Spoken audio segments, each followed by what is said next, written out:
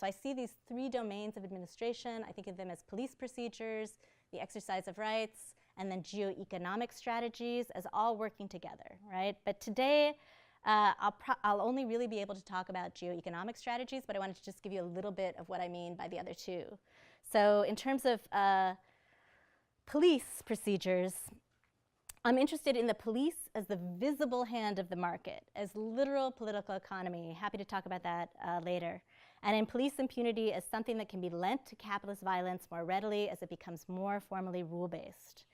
In terms of rights, I'm interested in how contemporary appropriations of liberal rights abstractions by radical right and ultra-capitalist libertarian actors is working to recalibrate rights, especially free speech, property, state, and individual rights as what I think of as the right to be unencumbered by concern for the well-being of others and the planet, right? Taking what we mean by rights, trying to shift it so that all rights kind of become the right to be unencumbered by concern for the well-being of others and the planet. But today I'm going to focus on geo-economic strategies of administrative power in terms of logisticality, the organizing, managing, and coordinating of flows of things in order to continually materialize and operationalize infrastructures of ownership for those who have taken possession. Centering logistics, a colonial military and capitalist science that has come into its own as a technique of valorization alongside extractive and financialized global capitalism, brings into focus geoeconomic strategies of power that work by trying to manage, regulate, and control mobility and immobility.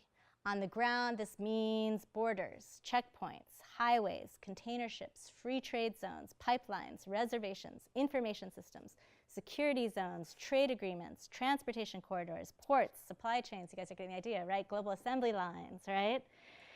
Deborah Cowan calls logistics, quote, political forms of knowledge and calculations that present themselves as purely technical. She and a bunch of other folks kind of think of them as starting a kind of critical logistics studies thing, examine how logistics is reshaping global governance and shifting relations between capital and state, territory and jurisdiction, and labor and life. So any supply chain management folks in here, or business school folks? Okay, I have a lot of supply chain management students in my classes, and I get some good responses from this. Okay, just checking, just trying to see what I had here. Okay, thanks. So logistics presents itself as a kind of apotheosis of capitalism as pure circulation, pure form, always on the move, with value being added at every step of the supply chain, every just-in-time coming together of labor and investment. It's a dream of a planet unbordered to capital in all its forms, all its fluidity, organized for ceaseless value creation, ceaseless circulation, and to quote Fred Moten and Stefano Harney, logistics is no longer content with diagrams or with flows, with calculations or with predictions. It wants to live in the concrete itself, in space at once, time at once, form at once. Of course, the dream of logistics is also the nightmare of what Western Shoshone scholar Ned Blackhawk calls imperial violence over the land. It's the nightmare of containment, of global resource wars, of the use of force to arrange people, objects, space, and time according to the demands of capital. So most scholars of logistics trace its genealogy to World War II, which is represented as a war won or lost based on distributions of oil, troops, gas, technology, and armaments.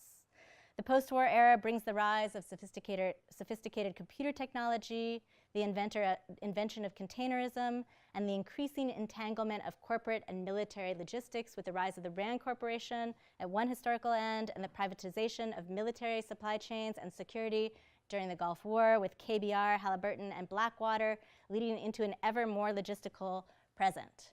So the self-representation of logistics really wears its heart on its sleeve.